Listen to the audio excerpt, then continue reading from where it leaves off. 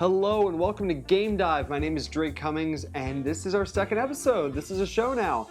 And things have gotten better already. I got a desk. I got stuff behind me. Hopefully it sounds and looks better. I got a new chair and we are sticking with these positive vibes because today we are talking about Resident Evil 7. This is a game that came out in January. I know what you're saying. It's old news. Why are you talking about it? Well, I just now got around to finishing it and it was a trip and we are going to talk about it. So the story of Resident Evil 7 actually begins last year, 2016.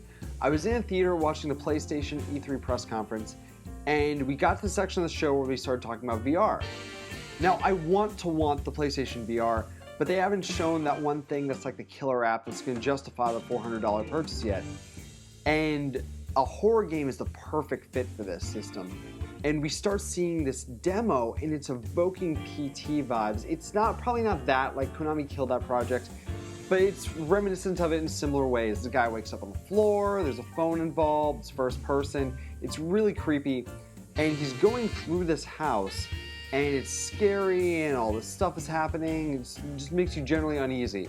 You find this VHS tape, you push in the VCR player, and then this cool trailer starts playing, and it's got great music, and it's exciting. And then a house appears, a wide shot of a house.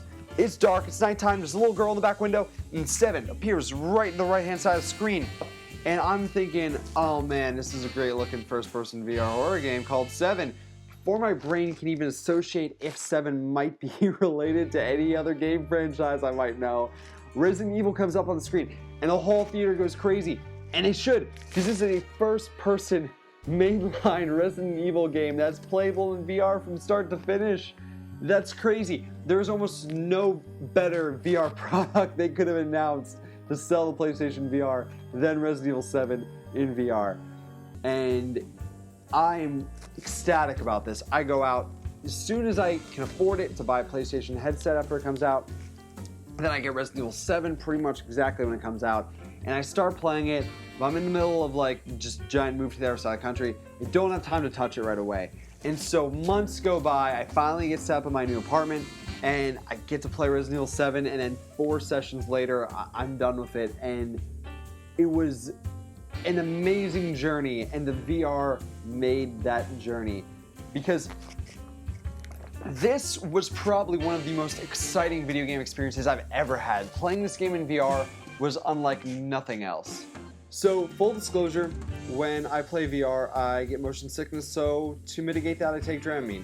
I've heard a lot of complaints about people saying that, this game in VR gives motion sickness. I know it's a pain in the ass. If that's you, just take Dramamine. I promise it will make a flawless experience. I took it. After it kicks in, you don't feel that at all. It's a dream. And also, spoilers ahead. There's going to be plenty of spoilers in this video, so you haven't played Resident Evil 7 or you don't want spoilers for this, get out of here. Go play that game, then come back and revel in its excellence with me. This game starts out strong. The first 2 hours of this game hook you, it pulls you into its world, and it is immediately apparent that the VR, while not necessary for this game, feels like it definitely improves the experience. There are some things happening in this game that you feel more because you actually see it through Ethan's eyes. You exist in this world.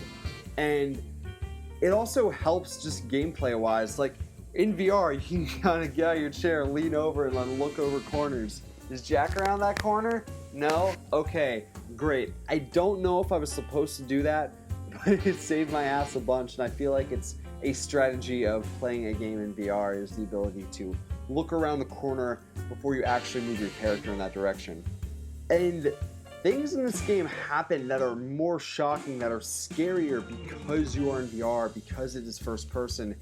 Specifically, the first thing that comes to mind is Mia. When Mia takes a screwdriver, stabs your hand, and then you are struggling to get it off the wall before she comes and cuts it off of you. And then when she cuts it off, it's happening right there in your face and you see it. And it is that much more realistic and engaging and immersive because you're right there for this to happen. And then just a little bit later on in this game, the wife of the Baker family is stuffing like food down your throat, and it's actually like, it looks like she is stuffing food down your throat. It is right in your face. Aiming in VR is the most fluid, natural thing I've ever done in my life. I don't know how I'm ever going to go back to playing a first-person game that's not in VR now, because aiming feels so natural. You pick up the gun, and then wherever you look is where the reticle goes, and so you don't have to use the right analog stick. You just point with your eyes where you want to shoot, and it shoots, and it's quick, and it's easy, and it feels like it's how you should shoot in VR. It's still stressful because you still have to be accurate. You can still miss, they still dodge and stuff, but it feels fair, and it gets you into the environment and into the whole idea of being Ethan in this house and having to fight the mold monsters and this crazy Baker family and all of this other stuff.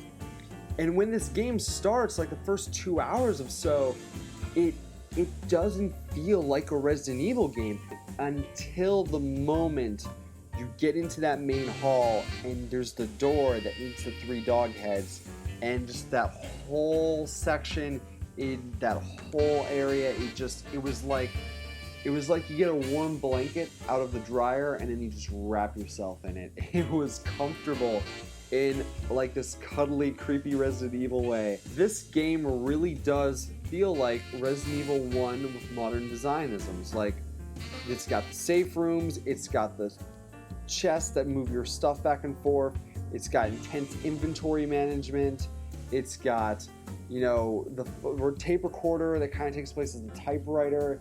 It has those vibes, and it is the perfect blend of old and new. It feels like a comfortable Resident Evil game, like you feel like you're like reuniting with an old friend, but at the same time, your friend comes back and knows all these cool new stuff, and your friend's in VR. Navigating around this house felt interesting. It felt like you were discovering things all the time. Each step you took, you were discovering more and more. And the mysteries of this game are so interesting and compelling. And then you find like this ledger, and it says dead, turned, and then Clancy, the guy who you played as in the tape recording, has an L by his name. You're like, what could that mean? And then you rescue Mia, and then she goes crazy, and you put an axe in her neck. And then a few minutes later, she's back, and she cuts her hand off. And then you get kidnapped by the Baker family, and you're sitting there at their table, and you see all these weird people, and Jack cuts off his son's hand, and then Granny, like, looks like she's dead, but her eyes follow you. Granny is one of the most interesting characters in this game. She's an old woman in a wheelchair, and as you walk around, her head slowly follows you, and her eyes look at you. If you're in VR, you can get really close to her and really look at this woman and see how like absolutely terrifying she looks. And it's driving home the fear of VR. This is a Resident Evil game that is scary. This is a Resident Evil game that's getting back to being like an actual horror game. And the first boss fight in this game is awesome. It's against Jack, and you don't fight him like you fight a normal video game boss. He's too strong. You don't attack him with things. You have to use your environment in interesting ways in order to kill him. You have to get the keys to your car, and then you get in the car, and then you drive into him, and then he gets on top, and then he takes control of the wheel, and he drives into this metal beam, and then the car catches on fire, and then the flaming Jack corpse gets back up and walks towards you. And then finally he takes the gun from you and he shoots himself with it. And you think, alright, well, Jack's dead, right? But he's not dead. He comes back, and when you least expect it, you're just exploring the house. There's no enemies in the house. You feel kind of comfortable just exploring, looking around. Things are still a little creepy. And you see Jack come through, and you're like, oh man, you're not dead? And his face reforms. You see his face heal and come back together. And at this point, you're like, oh my god, he can't die. I have to run. This is a nemesis situation where I just have to like get away from this dude. And you'll run away from him, you think you're safe, and then all of a sudden, like, the Kool-Aid man comes busting through the wall. And then you have to run again and hide. And Resident Evil did it for just long enough. 7 never drew out the same thing for too long. There was just enough of that. There was just enough hiding from Jack. There was just enough of him busting through the wall, and then as soon as you think it's starting to get old, the game is done with that and it's moving on to its next thing. Resident Evil 7 keeps surprising you with new and interesting things. Resident Evil 7 is paced very well too. It introduces things at just the right time. You're wandering through this house, you're afraid of Jack, you go into the basement, and then all of a sudden you're introduced to enemies. And now so there are enemies in this game that you have to look out for. And then the enemies start getting too hard for your guns, and then right when you're like, this is unfair, they take like a bunch of bullets, I'm running out of ammo, I'm running out of health, what am I going to do? Then you get a new gun, you get a repair kit to fix this old gun, and now this gun is stronger than your last gun, and now you feel like the playing field is kind of leveled again. And then you get a health upgrade, and then you get a reloading upgrade, and all the upgrades in this game come out just the right moment. This game knows when you're getting tired, when you feel like the odds are stacked too far against you, and then it gives you that next little carrot to let you like be a little bit better, to renew your hope. And the same thing happens with the inventory. So this game, you have to inventory manage. It requires it of you. And just when you're starting to feel like, oh man, I'm getting too much stuff, like I don't have the right inventory space, you get an inventory upgrade. It always comes exactly when it should. Just as it's starting to get frustrating, but not when you're quite there. Like right when you need it to get there to keep the game being fun is right when you get the inventory upgrade. It's right when you get a new gun. It's right when you get that health upgrade. Everything comes at just a really well-designed pace. And this game constantly subverts your expectations. So it goes to interesting places and makes you do interesting things. It's constantly switching it up, and part of that are the tapes that you find and that you play in the VHS. And what they do is they always allow you to play as a different character and get a different perspective on the world. And while you're in the tape, you learn something about the mansion or about the story or something that helps you when you go back and you play as Ethan. So when the tape is done, you now have new information that you can apply into the game as Ethan, and you know a little bit more and you get a little bit farther. My biggest complaint about the tapes is a slight contextual issue I have. Some of them, it's very clear that, okay, this is on a VHS because this is a recording.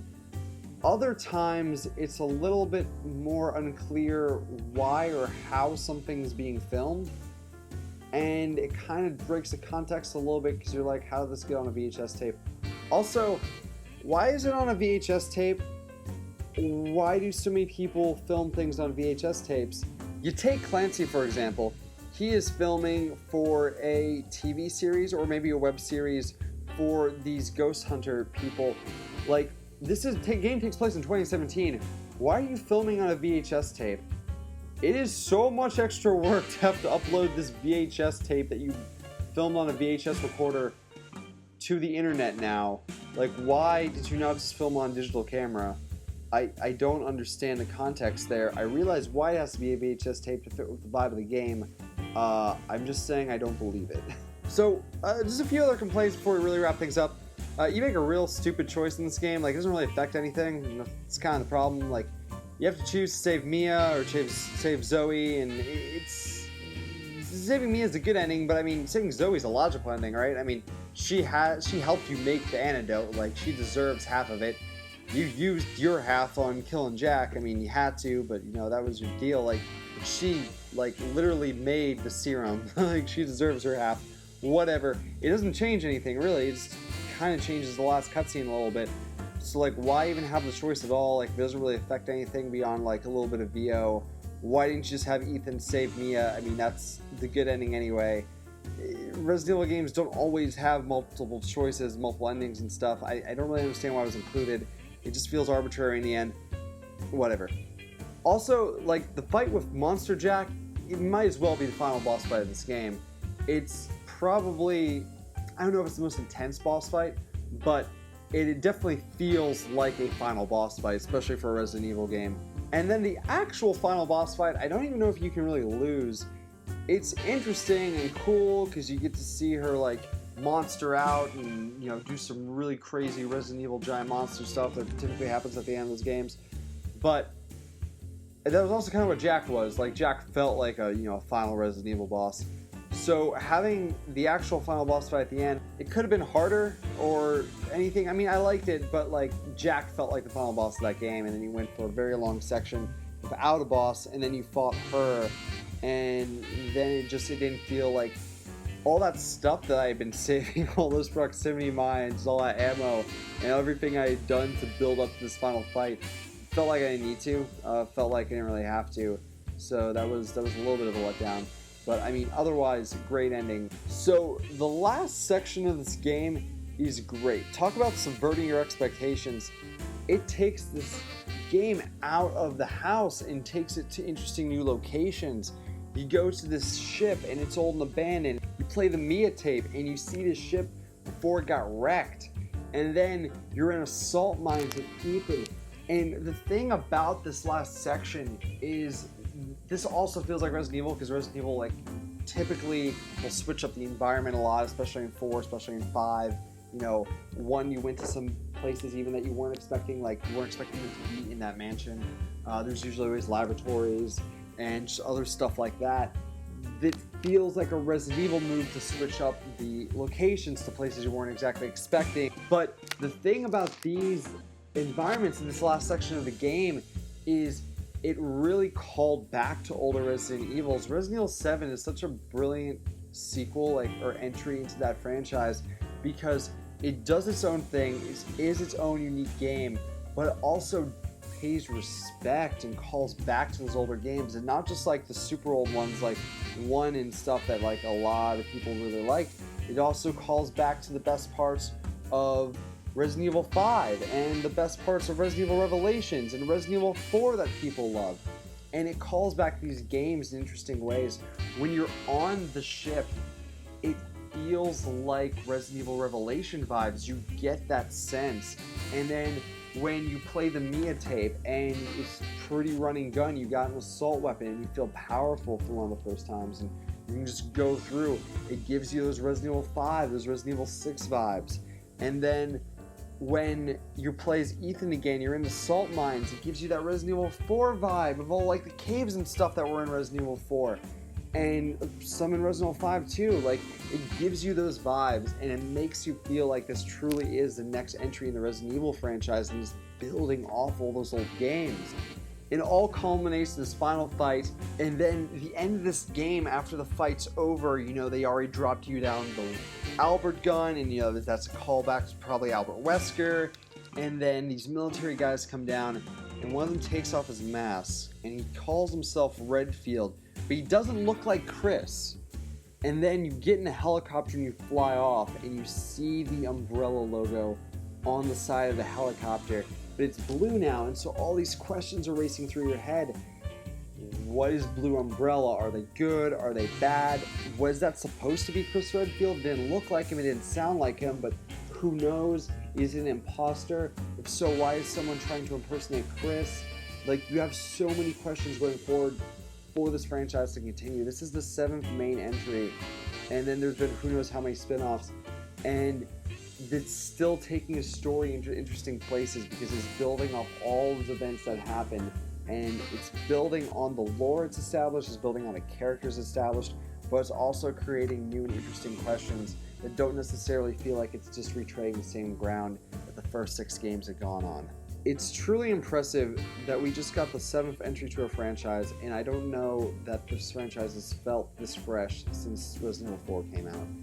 It's exciting. I'm so excited for whatever Resident Evil 8 might be, and frankly, I'm proud of Capcom.